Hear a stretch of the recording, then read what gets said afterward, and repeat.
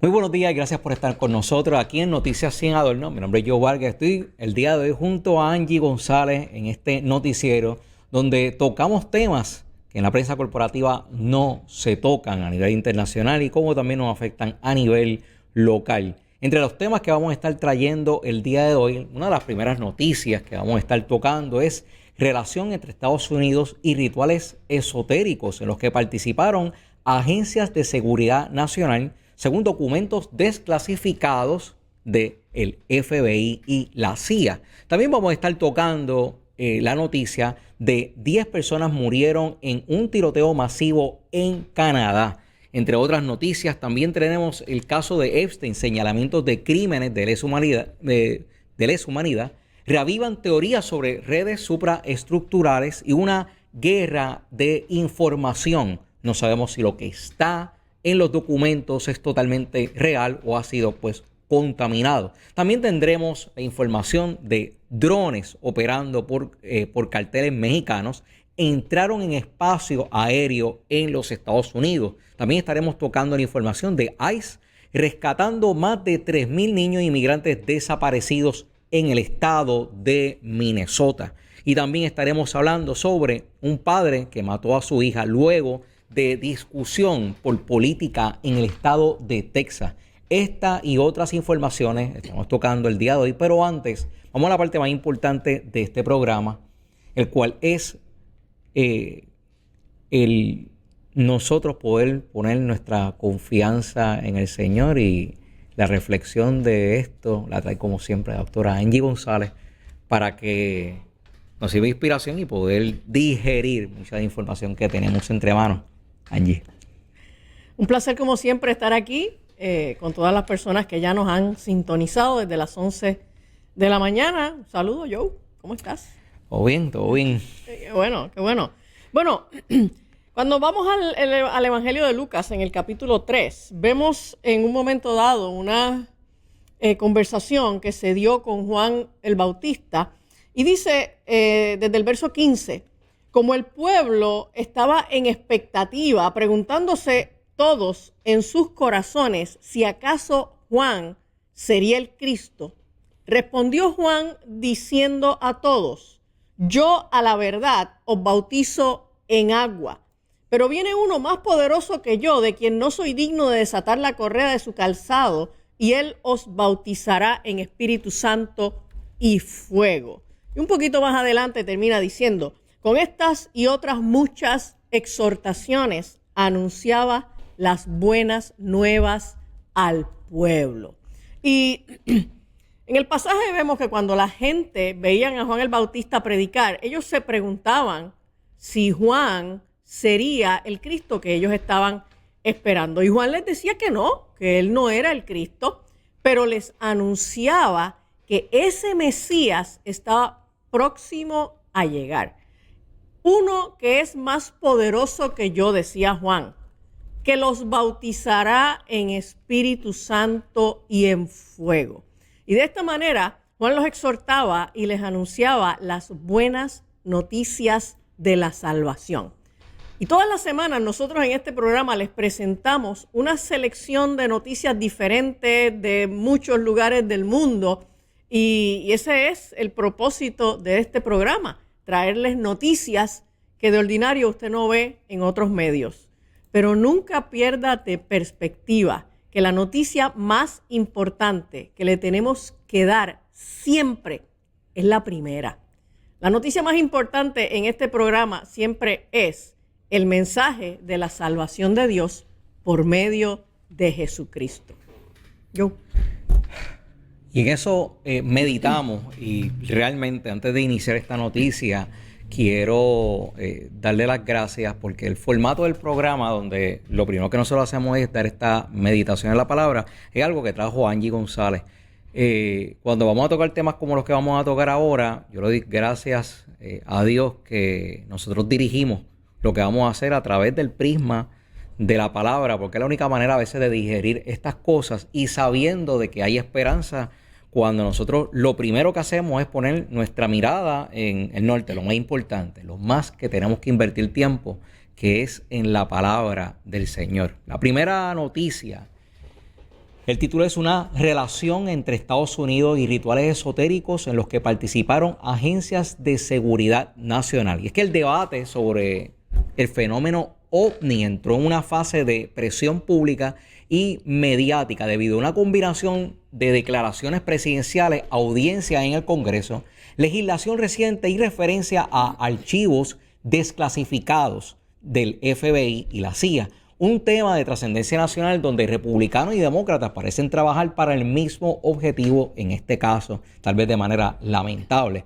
Y es que este pasado fin de semana, el expresidente Barack Obama, y sobre esto tenemos una foto que le compartimos a producción, ha reactivado el interés periodístico con unas declaraciones donde dijo, son reales, pero no los he visto y no los están guardando en, ¿cómo se llama? En el área 51. No hay una instalación subterránea, a menos que haya una conspiración enorme y la hayan ocultado al presidente de los Estados Unidos. Estas expresiones se suman a sus pronunciamientos previos. Vamos a hablar del año 2021, donde Obama afirmó que hay footage y registros de objetos en los cielos que no sabemos exactamente qué son. No podemos explicar cómo se movieron, su trayectoria. No teníamos un patrón fácilmente explicable.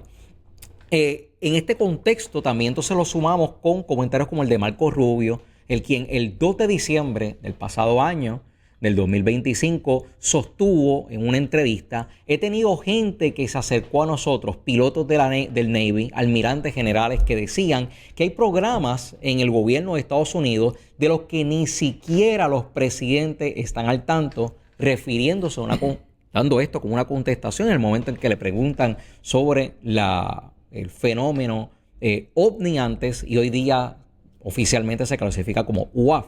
Si esto es correcto, el debate ya no sería si existen, sino qué parte del Estado está compartimentado con ellos.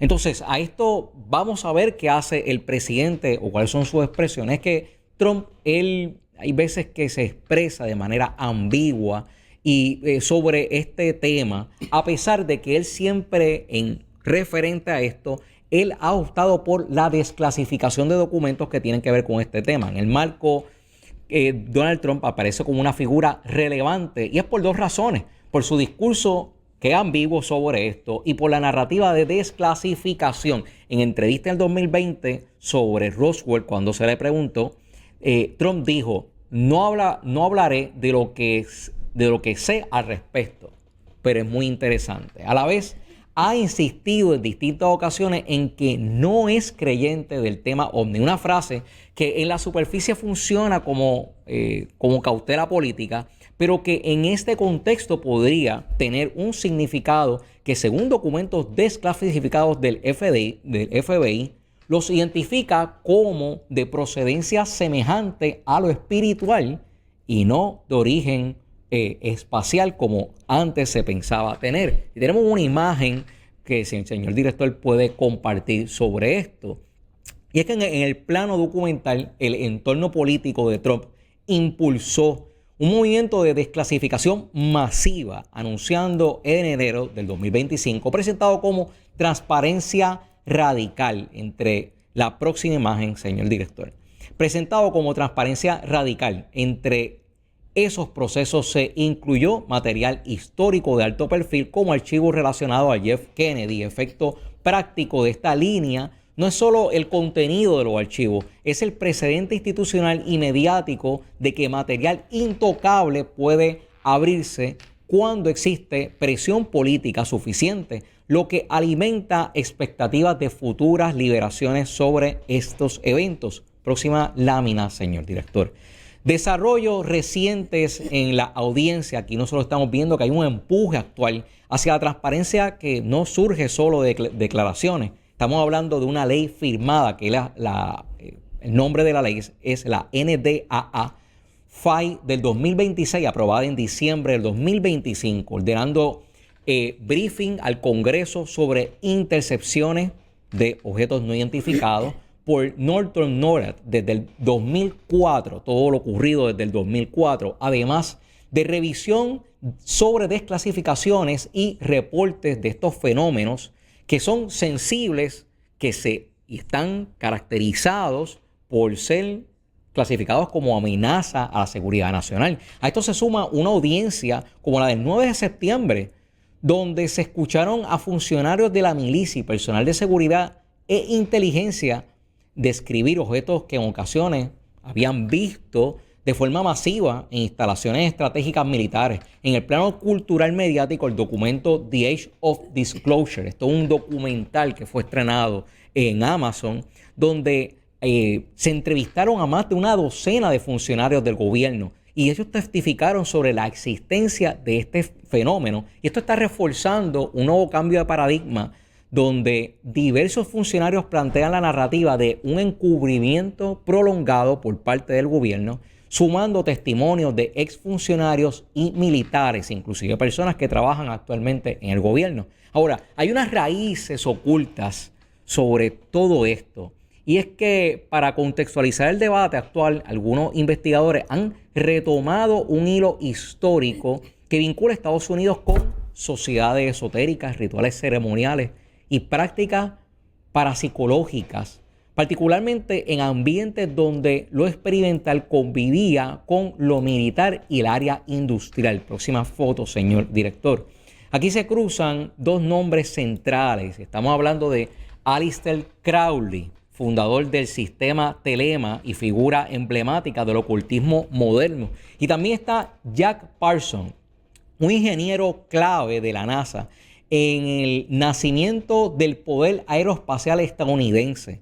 Parsons cofundó el Jet Propulsion Laboratory en el 1936. Fue asociado al desarrollo del combustible sólido y avances que empujaron el salto hacia la era espacial. Una persona importante dentro de las funciones de la NASA. La misión crítica aparece cuando se documenta su participación en una cosa que se llama el Ordo Templis Orientis, una organización esotérica estudiada por el FBI, donde estructuraba esta estructura a través de la logia con su jerarquía. Ellos estructuraban unos rituales correspondientes a unos ritos que quería hacer Parsons, dirigido por la logia. Esto es bien curioso, esto ocurre en el 1946. Y Parsons y el entonces oficial naval, estamos hablando de que él busca una persona con quien hace este ritual. Y no es nada más ni nada menos que otro personaje conocido que es L. Ron Hubbard. Luego, esta persona se conoce porque fue el famoso fundador de la Iglesia de la Cienciología. Ellos dos participaron en una cosa que se llamaba el Babylon Working, una serie de rituales descritos en diarios personales y correspondencia. Según esa fuente, el objetivo era provocar una apertura metafísica mediante magia ceremonial invocando arquetipos de Babylon y buscando manifestar algo a lo que en su creencia llamaban Munchao. Las fuentes investigativas sostienen la apertura de algún tipo de portal en lo que ellos documentan. Que sea o no real desde el punto histórico, existe documentación sobre la intención y el método, los cuales fueron oficialmente investigados por el FBI. El interés aumenta por la cronología, el momento en que ocurre. Luego de que ellos hacen ese ritual, nosotros tenemos eventos como el 24 de junio de 1947, donde una persona, un aviador que se llama Kenneth Arnold, reportó 9 objetos no identificados sobre el monte Rainier, y semanas después ocurrió el gran incidente Roswell, el que permite que ocurra entonces luego la apertura de lo que se conoce como el Área 51, donde se alega que hubo un accidente de un objeto no identificado que se estrelló y permitió la captura de tecnología y un supuesto cuerpo de algo no humano. La coincidencia temporal se convirtió en la base de una hipótesis interpretativa repetitiva de literatura investigativa que el periodo donde establece que es desde el 1946 hasta el 1947 representa un quiebre no solo por la oleada de reportes, sino por el inicio de un manejo distinto de parte del Estado sobre todo el tema OVNI, por la manera en que se estaban acercando. Entonces, este paralelo se cita en la literatura secundaria de Crowley, que esto remonta a cómo es que Aleister Crowley hablaba de este tipo de fenómenos en el 1918, porque él había documentado, luego entonces de rituales, una iconografía que ha sido comprobada y ha sido de alguna manera, tiene un paralelismo con lo que nosotros hoy día estamos relacionando con lo que es la imagen del Grey, de este ser gris. Pues literalmente la primera vez que aparece este tipo de imagen es en una literatura esotérica de Aleister Crowley en el 1918. Y a partir de esa década, una vez que ocurren estos eventos, cuando llegamos a 1950, en ciertos círculos de inteligencia militar surgieron unas interpretaciones donde estaban cuestionando la hipótesis extraterrestre como una explicación primaria. Es que estamos hablando de que el gobierno de Estados Unidos estaba respondiendo y actuando según las creencias que estas personas, estos esotéricos, de alguna manera le filtraban y le comunicaban al gobierno de Estados Unidos, y sobre esas bases es que se funde entonces hasta lo que hoy conocemos como el Área 51.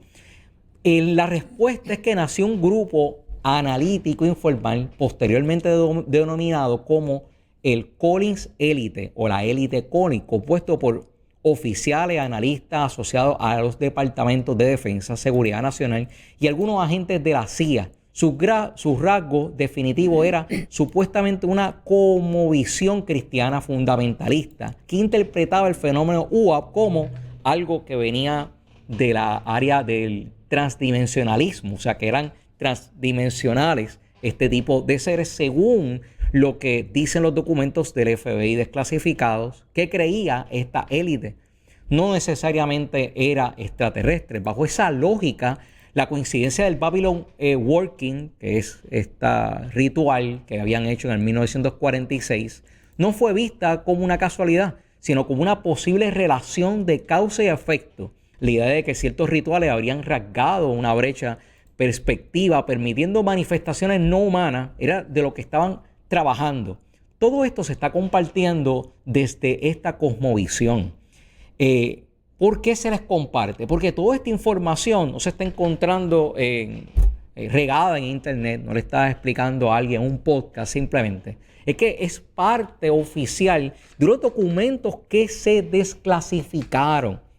Nosotros tenemos preparado un análisis mucho más profundo para poder compartirlo con ustedes a través de Tiva TV, porque esto profundiza mucho más, tanto en la descripción de qué es lo que hacen, como la participación que tiene el gobierno, cómo es que nacen unos grupos, y estos grupos no es que están literalmente organizados en papel y lápiz, son personas que buscando frenar entonces supuestamente esta unión entre el gobierno de Estados Unidos y estos grupos esotéricos, buscan entonces consolidarse, y todo esto va a terminar mal según los documentos desclasificados, porque este grupo que había nacido como un grupo cristiano se desvirtúa al ellos estar viendo las amenazas que según los documentos desclasificados están viendo como actividad sobrenatural que no saben cómo combatir.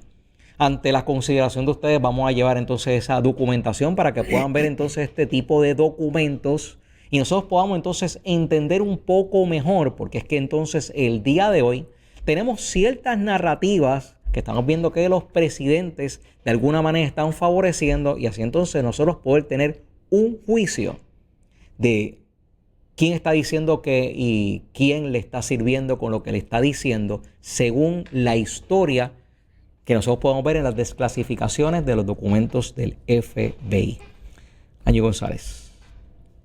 Yo creo que el efecto de toda esta desclasificación, que no son solamente los archivos de Epstein, o sea, es mucho más que eso. Toda esta desclasificación de documentos que tienen décadas encerrados, ¿verdad?, en el gobierno federal, es algo que no podemos entender al margen del fenómeno espiritual. Y definitivo. En Primera de Juan dice en un momento que nosotros somos de Dios y el mundo entero está bajo el maligno. Y la sociedad nos ha ido enseñando, nos ha ido adoctrinando con la idea de que una cosa son las cosas que pasan en el gobierno, en el Estado, y otra cosa es la iglesia, la religión, y que las dos cosas tienen que estar completamente aparte. Y no, o sea, usted no tiene manera de poder entender de manera efectiva, de manera correcta, todas estas cosas que están ocurriendo si usted no incluye la perspectiva espiritual. Así que, de hecho, by the way, pues ese es el ejercicio que hace la doctora Angie González en el libro Hurtar, Matar y Destruir, mirar la agenda globalista desde una perspectiva, desde una óptica de lo que es la enseñanza bíblica. Así que no piense que tenemos que excluir las visiones espirituales, bíblicas, teológicas, del análisis de toda esta desclasificación de documentos y la política. Es todo lo contrario. Enriquecemos el análisis, enriquecemos la discusión si podemos también integrar la parte espiritual, porque hay mucha espiritualidad, no solo del cristianismo, sino de otras vertientes que son ajenas y contrarias al cristianismo, que están metidas detrás de todo eso. Eso es para que la gente entienda que mientras hay argumentos donde prolifera mucho el que existe una separación de iglesia y Estado, no es que lo estoy criticando, es que sepa que entonces hay unas altas esferas donde ellos están inclusive haciendo rituales totalmente paganos, mientras a nosotros nos mantienen entonces en una discusión sobre si se va a meter la iglesia, si no se va a meter la iglesia. Tal vez aquí lo importante, que nosotros sepamos que todos pueden tener diferentes religiones, pero la religión es parte íntegra del individuo y los individuos no pueden separarse de sus costumbres religiosas para estar en el trabajo. Tú puedes tienes que respetar la diferencia de creencias, pero tú no puedes dejar de actuar como una persona cristiana, y más cuando están pasando cosas tan graves y hasta sobrenaturales como esta. Y la espiritualidad y la religiosidad siempre ha estado detrás de toda esta operación de las élites. Lo que pasa es que no es una espiritualidad o una religiosidad cristiana. Son otros tipos de religiones que siempre han estado metidas dentro de este escenario de las estructuras de poder. Así que es importante que sigamos mirando todos estos temas, añadiéndole una óptica religiosa. Ahora, quiero hablar esta noticia que apenas se vio algo de ella aquí en los medios en Puerto Rico. Esto ocurrió la semana pasada. 10 personas murieron tras 2 tiroteos ocurridos en una escuela y en una vivienda en una remota zona del norte de Columbia Británica, en Canadá. Y las autoridades canadienses informaron que 7 personas murieron y más de 25 resultaron heridas. Esto fue el martes pasado, en el tiroteo ocurrido en la escuela secundaria Tumbler Ridge, en Canadá. Y otras 2 personas fueron halladas muertas en una vivienda cercana, y una persona transgénero, que según la policía sería el autor de los disparos, también fue hallado sin vida, aparentemente por una herida autoinfligida. O sea, él se suicidó. Y esta es la masacre más mortífera en Canadá desde el 2020, cuando un hombre armado mató a 13 personas y provocó incendios que provocaron otras 9 muertes en Nueva Escocia. La policía montada llegó a la escena, según informan las autoridades, en menos de 2 minutos y encontraron a 6 personas muertas y a más de 25 personas heridas, entre ellas 2 en estado crítico. Una 7ª persona falleció mientras era trasladada a un hospital y otras 2 fueron halladas muertas en una vivienda que, según las autoridades, estaba vinculada al ataque. La escuela secundaria Tumbler Ridge tiene 175 estudiantes entre 7º a 2º año de escuela, a 4º año de escuela superior. Y a raíz del devastador tiroteo del 10 de febrero, los investigadores de Internet descubrieron una cuenta de Roblox, y producción tiene por ahí las fotos de esta persona. Este es la persona, ¿verdad?, el alegado asesino, y él pues se suicidó Y entonces los investigadores de Internet descubrieron una cuenta de Roblox que supuestamente pertenecía al tirador identificado por la policía como Jesse Van Rutselaar. Él tenía 18 años y él también era conocido como Jesse Strang. Era el nombre que él usaba como persona trans. De hecho, si usted ha visto las noticias en algún otro medio, todo el tiempo se habla de que la mujer que atacó, la mujer que disparó, no era una mujer. El señor. Era un hombre. Era un hombre varón de 18 años, transgénero. ¿Ok? Y entonces, pues la prensa trata de proteger mucho a estas personas de la comunidad trans, porque, ¿verdad? Este tipo de acciones pone en entredicho unos issues de salud mental de ellos. Al parecer, este tirador creó un juego en Roblox, una plataforma que es muy popular entre los niños, que funcionaba como un simulador de tiroteos en centros comerciales. Y el simulador estaba basado en un centro comercial real en Canadá y permitía a los jugadores disparar a multitudes de civiles aterrorizados. Sorprendentemente, aunque Roblox finalmente eliminó la cuenta del tirador, se informó que el violento juego simulador permaneció disponible para descarga por usuarios de todas las edades durante un tiempo después del ataque. ¿Okay? Señores, y esto es bien importante, usted tiene que estar supervisando lo que juegan sus niños en línea. Porque hay una diversidad de juegos que diferentes personas los diseñan y los suben a la internet. Y en la mayoría de los casos, los usuarios los descargan de manera gratuita. Entonces, mire cómo este tirador diseñó un juego, lo hizo disponible por internet y el juego era un simulador de una persona entrando a un centro comercial a matar gente. ¿Ok? Las autoridades confirmaron que Van Rutselaar tenía un largo historial de llamadas relacionadas con salud mental e interacción con la policía antes del ataque. Los usuarios de redes sociales han expresado su indignación por las afirmaciones de que al tirador le retiraron previamente sus armas debido a problemas de salud mental, solo para que, según se informa, la policía las devolviera más tarde. Aunque Van Rutselaar tuvo una licencia de armas de fuego, la policía señaló que había caducado en 2024 y que no había armas registradas legalmente a su nombre en el momento de los asesinatos. El tirador mató primero a su madre de 39 años y a su hermano de 11 años en la casa antes de dirigirse al Instituto Tumbler Ridge. En el colegio, mató a un profesor y a 5 alumnos de 12 y 13 años antes de apuntarse a sí mismo mientras los agentes se acercaban. En total, 9 personas murieron en lo que se ha convertido en uno de los tiroteos masivos más mortíferos en la historia de Canadá. Un consejo, yo que tengo mucho contacto con el área de videojuegos, Roblox no es una red social para nadie, porque Roblox permite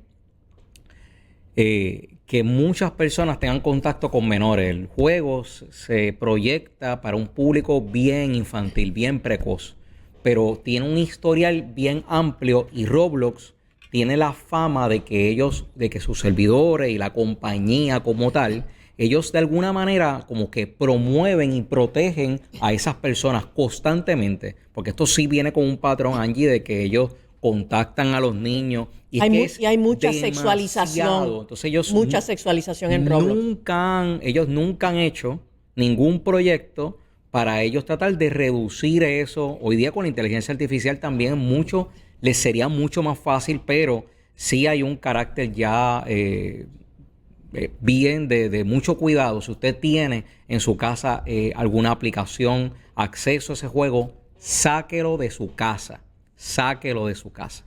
Bueno, pasando para la próxima noticia, y es del caso Epstein.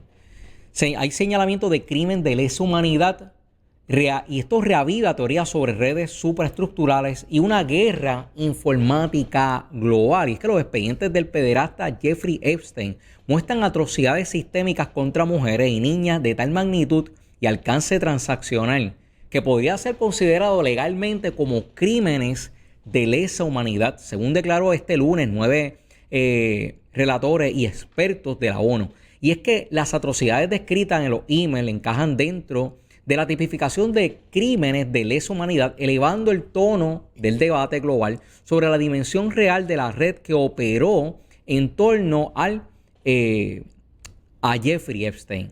En paralelo, la reciente publicación de lista, aunque presentada como un gesto de transparencia institucional, distintas interpretaciones sugieren que la forma y el momento de la divulgación responden a dinámicas informativas más complejas que buscan encubrir a los clientes de Epstein.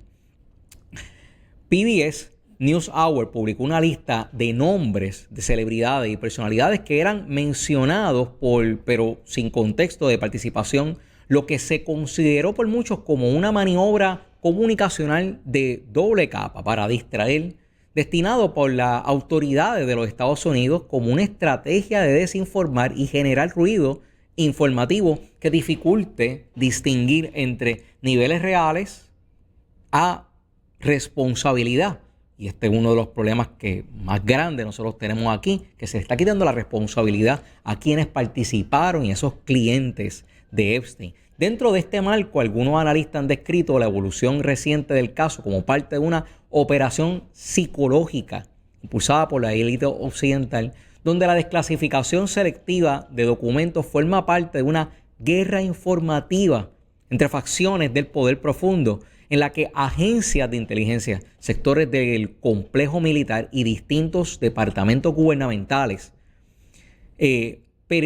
están compitiendo por controlar el relato público. Así, la filtración no solo expondría hechos históricos, sino que funcionaría como un instrumento de influencia dentro de luchas internas por la preservación de esferas de poder en un contexto geopolítico que ahora mismo es bien volátil. En esa línea de análisis emerge el concepto de las organizaciones de control supraestructurales, término que ahora describe las estructuras de poder que operan por encima de gobiernos formales. Según esta visión, Epstein era únicamente un nodo operativo dentro de una arquitectura más amplia, diseñada para articular mecanismos de influencia política, financiera y cultural a escalas globales. Bajo este modelo, la red no se limitaría a individuos aislados, sino que respondería a dinámicas supraestatales donde convergen intereses financieros, las plataformas de gobernanza informal, servicios de inteligencia y hasta las élites transaccionales. Aunque parte del material divulgado ya había circulado previamente en versiones no oficiales, su reintroducción y obviamente imágenes, videos, en los circuitos institucionales formales, estamos hablando ya del Departamento de Seguridad Nacional, ha reactivado varias líneas de análisis. Geopolítica y financieramente, referencia a redes financieras con conexiones a Londres, a New York, así como a escenarios geopolíticos sensibles utilizados como espacios de experimentación estratégica. Es una de las cosas que nosotros podemos ver y podemos sacar de estos documentos. También está la trayectoria de Epstein, su inserción en diferentes círculos financieros de alto nivel y su red de contacto entre empresarios, políticos y una élite internacional está demostrando un poder cada vez más grande, porque esto se liberó. Pero aunque se haya liberado, no es hasta ahora que estamos pudiendo con tiempo analizar ese más de 3 millones de documentos que hay en estos expedientes. Y cada expediente, estamos hablando de más de 3 millones de expedientes. Son más de 3 millones de páginas. Posiblemente estamos hablando entre hasta 8 millones de páginas que nosotros tenemos aproximadamente. Así que se está todavía descubriendo esto. El debate contemporáneo también ha recuperado paralelos históricos, evocando episodios de chantaje político durante la Guerra Fría, donde la información comprometedora fue utilizada como un instrumento de control dentro de esas élites gubernamentales. En ese contexto, hay algunos analistas que recuerdan una algo atribuido al exdirector de la CIA, William Casey, donde él dice que el objetivo estratégico no sería convencer a la población de una mentira concreta, sino erosionar su capacidad para distinguir entre la verdad y la falsedad, generando un terreno fértil para la manipulación narrativa. Y aquí es que viene entonces el análisis de que cada vez que nosotros vemos uno de estos documentos, tú ves que estos documentos están sumamente alterados, tienen borrones, tú no sabes de quién está hablando necesariamente, a quién se le envió, pero lo peor aún, cuántos documentos que hay aquí no fueron maliciosamente entonces insertados. Y entonces estas preguntas no las tenemos que hacer porque definitivamente que es que hay una competencia por tratar de manipular la información que ya no se podía tener captada. Sobre esta información vamos a seguir informando. Importante es que se recuerden que en años de la desaparición, que en estos años, cuando ocurrió la desaparición pública de Epstein, que la realidad es que a esta altura no sabemos si está muerto o está vivo, el caso continúa redefiniéndose en el mediático y en el área geopolítica, y la posibilidad de que sea reinterpretado bajo la categoría como crímenes de lesa humanidad le da algún tipo de esperanza. El problema es que quienes los están reinterpretando es una organización supranacional, hablando de la ONU, la que se ha evidenciado que está por debajo del control de esa organización a la que participaba Jeffrey Epstein. Angie González. Esto pica y se extiende. Bueno, varios drones operados por cárteles en México entraron en Estados Unidos, según informó un funcionario de la administración Trump el pasado 11 de febrero. Los drones de los cárteles mexicanos violaron el espacio aéreo estadounidense, según declaró el funcionario a The Epoch Times a través de un correo electrónico. Según el funcionario, el Departamento de Guerra inutilizó los drones, o sea, los explotaron, y de inmediato el Departamento y la Administración Federal de Aviación determinaron que no existía ninguna amenaza para los vuelos comerciales. Por otra parte, más de 134 acres que eran utilizados por un cártel de la droga para actividades de contrabando fueron confiscados por las autoridades estadounidenses en el estado de Texas, según informó la Oficina de Aduanas y Protección Fronteriza en una publicación el 10 de febrero. Por ahí tenemos la imagen también de esa noticia. Dice, nos apoderamos del terreno y todo lo que contenía, decía la publicación. Un video compartido con la publicación mostraba a oficiales del orden arrestando a varias personas. Los terrenos y propiedades fueron confiscados al Cártel del Golfo, una organización terrorista que opera cerca de Rio Grande City, en Texas. El Cártel del Golfo es una organización de narcotraficantes de origen mexicano que introduce tanto inmigrantes como armas en los Estados Unidos, y se ha involucrado en el secuestro y asesinato de ciudadanos estadounidenses. Se sabe que los cárteles de la droga utilizan tierras estadounidenses para cultivar marihuana, actividades que se aprovechan de las políticas estatales de santuario y de la soberanía de las tierras tribales indígenas. En un mensaje a los cárteles, la Oficina de Aduanas y Protección Fronteriza dijo: ¿creen que esto se trata solo de arrestos? No es así. Estamos desmantelando sus operaciones desde cero. Estamos desmantelando sus casas de seguridad, sus áreas de concentración, sus corredores. Esta es su advertencia. Durante el último año, las autoridades han incautado varios activos vinculados a los cárteles, y en mayo pasado la Oficina de Control de Activos Extranjeros del Tesoro sancionó a 2 miembros de alto rango del Cártel del Noreste, una organización narcotraficante de origen mexicano. Como resultado, se bloquearon todos los activos e intereses en activos de las personas designadas en Estados Unidos. En marzo, la oficina sancionó a 6 personas y 7 entidades por participar en actividades de lavado de dinero para apoyar al cártel de Sinaloa, con sede en México, lo que resultó en el blanqueo de sus activos en Estados Unidos.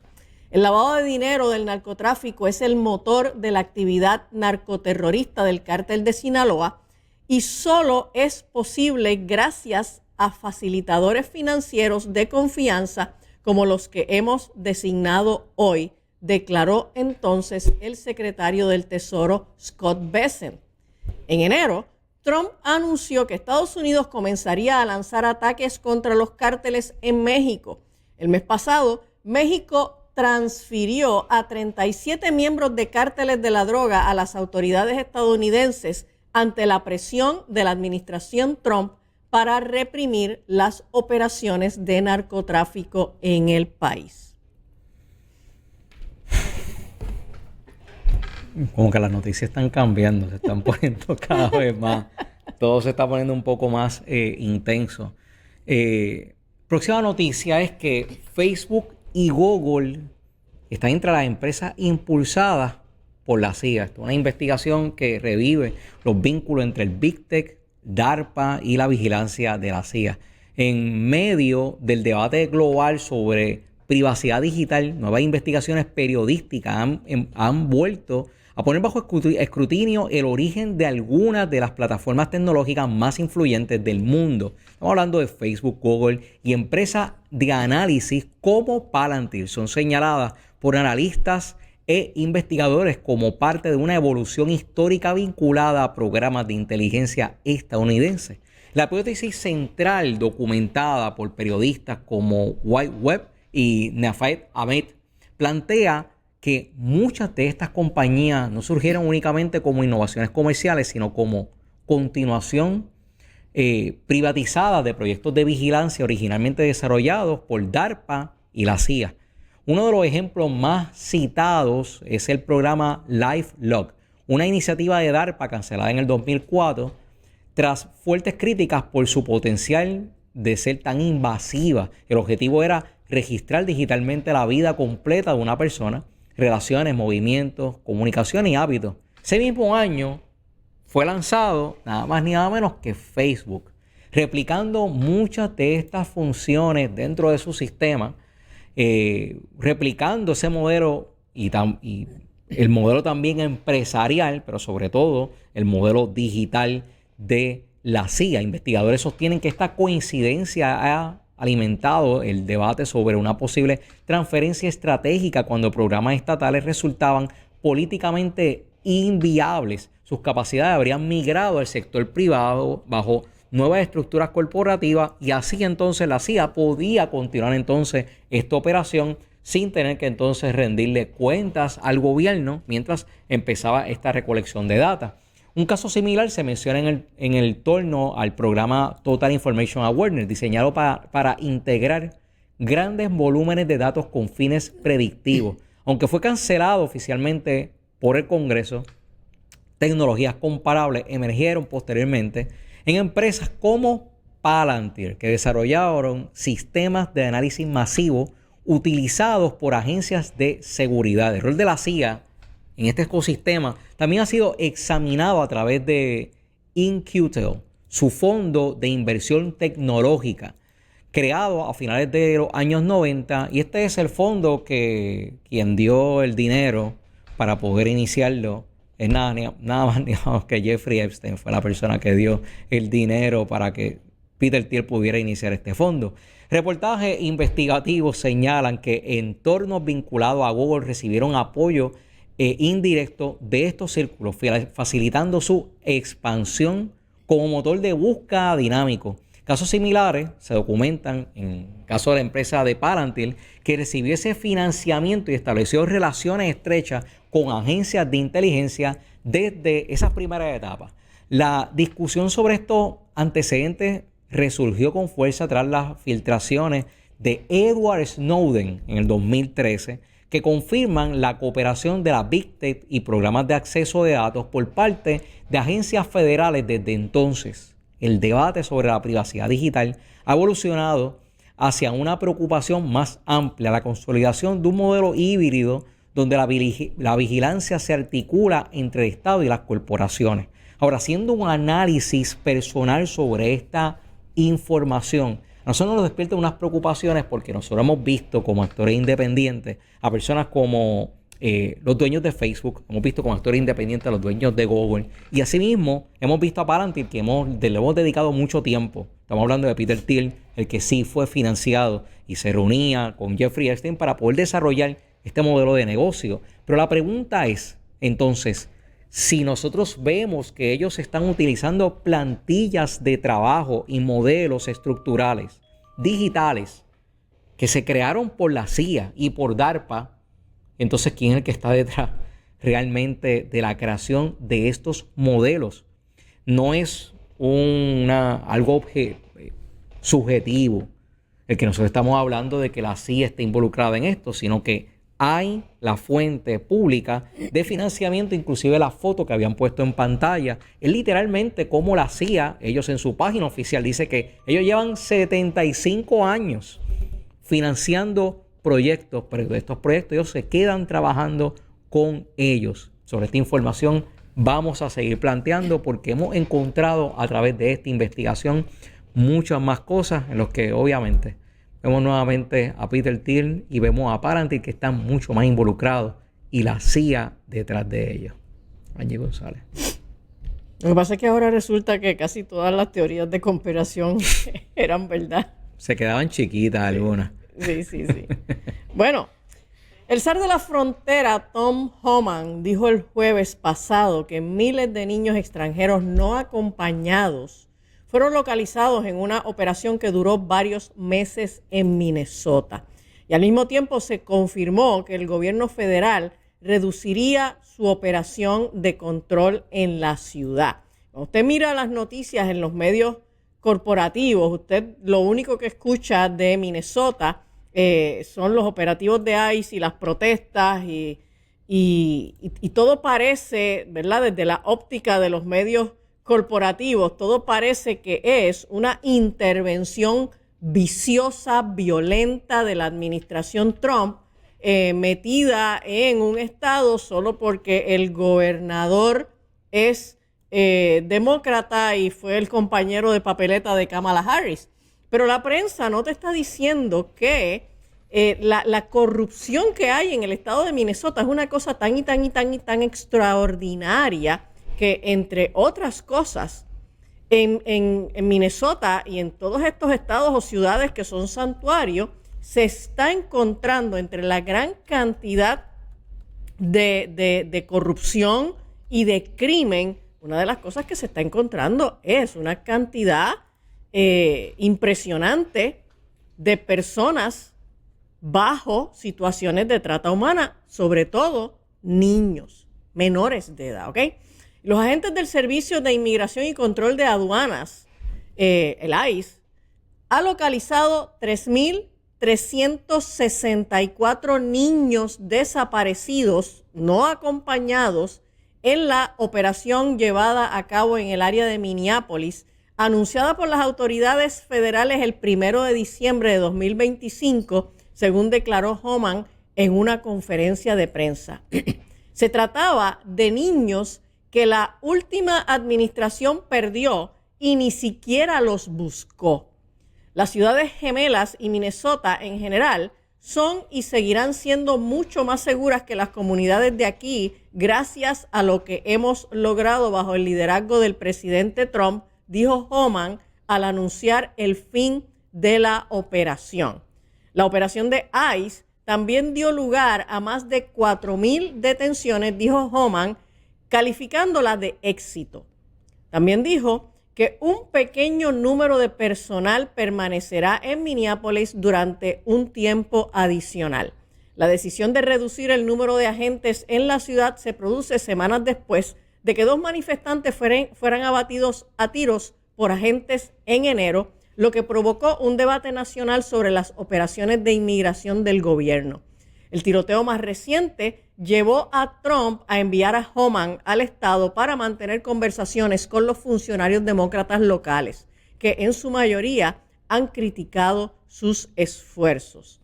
El gobernador demócrata Tim Walz instó el jueves a los residentes a permanecer alerta en los próximos días mientras que los agentes de inmigración se preparan para marcharse. Calificó la operación de ataque innecesario, injustificado y en muchos casos inconstitucional contra nuestro Estado. Va a ser un largo camino, dijo Walz en una conferencia de prensa. Los habitantes de Minnesota son decentes, solidarios y cariñosos y estaremos en esto todo el tiempo que sea necesario, dijo Tim Walz. El problema no son los decentes, los solidarios y los cariñosos. El problema son los delincuentes. O sea, habían 3.364 niños que estaban desaparecidos desde la administración anterior y estaban todos en Minnesota. Así que eso yo no creo que estaban en manos de los decentes, de los solidarios y de los cariñosos.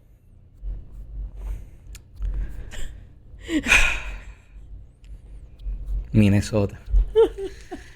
Bueno, próxima noticia. Escuche bien el título de esta noticia. Muere el concepto del nuevo orden mundial mientras líderes anuncian un nuevo modelo geopolítico. Y es que el llamado nuevo orden mundial, entendido como el sistema de control impuesto por ciertas potencias mundiales, parece haber llegado oficialmente a su fin durante la conferencia de seguridad en Múnich. Esto fue en estos pasados días. Líderes occidentales con europeos admitieron abiertamente que el orden posterior a la Guerra Fría ha colapsado, queriendo proyectar que ha comenzado una nueva era dominada por la competencia entre grandes potencias, o sea, posicionándose ellos como los únicos competidores. El canciller alemán Friedrich Merz, el presidente francés Emmanuel Macron y el secretario de Estados Unidos Marco Rubio coincidieron en que las estructuras de seguridad que sostuvieron décadas de estabilidad, donde ellos se sostenían, ya no son funcionales. Macron advirtió que Europa debe prepararse, y escuche bien, para escenarios de guerra, mientras Washington insiste en que los aliados asuman más responsabilidad militar, reflejando un cambio estructural en el balance global y moviéndose hacia el control bélico. El marco teórico es del orden a la ley de la selva. Esto se apoya en el modelo histórico de Ray Dalio, quien sostiene que los órdenes mundiales siguen ciclos de aproximadamente 150 años. Según su teoría, el sistema actual se encuentra en la fase final donde las instrucciones pierden poder frente a las potencias dominantes y la gobernanza global se diluye. Este pensador, Dalio, argumenta que un orden requiere leyes, policías, jueces y penalizaciones reales, elementos que prácticamente no existen entre muchos estados. En ese vacío se impone la lógica descrita desde Tucídides, donde indica que los fuertes hacen lo que pueden y los débiles pues sufren lo que hacen los fuertes. Las 5 guerras simultáneas del nuevo escenario es lo que está dándole forma a esto. Y es que el nuevo paradigma no implica necesariamente una guerra convencional inmediata, como nosotros lo conocíamos antes, sino un espectro de conflictos simultáneos. Y escuchen bien cómo son estas guerras que se están dando simultáneamente. Estamos hablando de guerra comercial, marcada por aranceles y restricciones económicas. Está la guerra tecnológica, centrada en semiconductores e inteligencia artificial. Y de esto tenemos mucho que vamos a abordar en otras ediciones. Está también la guerra geopolítica visible en Ucrania y el riesgo creciente en Taiwán. Tenemos también guerra financiera mediante sanciones y congelaciones de activos. Y está la guerra militar, la que históricamente es la fase final de todas las escaladas anteriores. Este modelo describe un estado híbrido donde paz y guerra coexisten en una zona gris permanente, porque si no llegas a la última fase, tú estarías entonces operando en alguno de estos nuevos estados de guerra. El factor clave en el colapso del orden anterior, de lo que se conocía y lo que nosotros escuchamos a Bush padre decir que era el nuevo orden mundial, es la situación fiscal de Estados Unidos para el 2026. La deuda nacional ronda entre los 38.4 billones de dólares y el gasto en intereses supera el presupuesto de defensa, rompiendo el equilibrio histórico de cañones, entre cañones y lo que se supone que se dirija al área inclusive pues, alimenticia, que sostuvo su hegemonía tras la Segunda Guerra Mundial y ya hoy día pues no es sostenible. Las proyecciones indican déficit creciente y una deuda superior al 120% del PIB en las próximas décadas, impulsada en parte por el envejecimiento poblacional y el aumento de gasto social. Y aquí entra entonces también el tema de la reducción poblacional, cosa que también han participado en gran parte estos gobiernos. Esto limita la capacidad de Washington para sostener el rol del árbitro global que definió el viejo orden mundial, y la realidad es que ni tan siquiera Estados Unidos, por más que quiera, puede proveer de los otros países de estas armas necesarias. De todo lo que pasó en Múnich, tal vez lo más relevante que nosotros obtenemos de aquí es que con el reconocimiento público del agotamiento de lo que era el nuevo orden mundial, deja de ser un proyecto vigente y pasa a convertirse en una referencia solamente histórica. En su lugar surge un modelo geopolítico aún incierto, pero aunque no dudamos de sus peligros, las élites de control muestran un miedo por el exceso al conocimiento que tienen las personas que intentan tratar de resolver, construyendo algún mecanismo de censura que aún no han podido implementar de forma efectiva para poder controlar las narrativas tan fácil como lo hacían antes. Y hacia eso se tratan de dirigir. Angie González. Bueno, terminamos con una noticia breve, pero fatídica. Una visita familiar terminó en tragedia cuando Lucy Harrison, una joven británica de 23 años, fue muerta a tiros por su padre el 10 de enero de 2025 en su casa en Prosper, cerca de Dallas. De acuerdo con reportes de la BBC, Sky News, Latin Times y New York Daily News, la muerte ocurrió tras una fuerte discusión entre Lucy y su padre, Chris Harrison, relacionada con Donald Trump. Lucy había viajado a Texas junto a su novio, Sam Litter, para visitar a su padre y a su nueva familia. Sin embargo, durante la investigación en el Tribunal Forense de Cheshire, Litter declaró que las discusiones políticas eran frecuentes entre Lucy y su padre, especialmente sobre temas como la posesión de armas en Estados Unidos o las acusaciones de agresión sexual vinculadas al debate político. Según el testimonio, la mañana del 10 de enero la discusión se intensificó y Litter declaró que aproximadamente media hora antes de salir, Lucy estaba en la cocina cuando su padre la tomó de la mano y la llevó a su dormitorio en la planta baja. Unos 15 segundos después se escuchó un fuerte estallido y cuando Litter entró a la habitación encontró a Lucy en el suelo con una herida de bala en el pecho. Chris Harrison gritaba pidiendo ayuda y en una declaración leída ante el tribunal, Chris Harrison afirmó que estaba mostrando a su hija una pistola semiautomática que guardaba en la mesita de noche. Según su versión, había comprado el arma años atrás para brindar una sensación de seguridad a su familia. Cuando levanté el arma para mostrársela, de repente oí un fuerte golpe. No entendí qué había pasado. Lucy se cayó al instante, declaró al tiempo de afirmar que no recordaba si tenía el dedo en el gatillo. También reconoció que había recaído en el consumo de alcohol ese día tras haber estado anteriormente en rehabilitación. La policía de Prosper investigó el caso como posible homicidio y la noticia reciente es esta porque esto ocurrió el año pasado. Sin embargo, un gran jurado del condado de Collin decidió no presentar cargos penales contra Chris Harrison. El caso ha generado atención internacional no solo por tratarse de una tragedia familiar, sino también porque pone de relieve la polarización política extrema en los Estados Unidos. Bueno, no teniendo tiempo para más, gracias por haber estado con nosotros. Quédate aquí en TIVA TV, que tenemos ahora el programa del mediodía. de Actívate al Mediodía junto a Angie González. Gracias por haber estado con nosotros y continuamos aquí en TIVA TV. Que va a ser buenas tardes.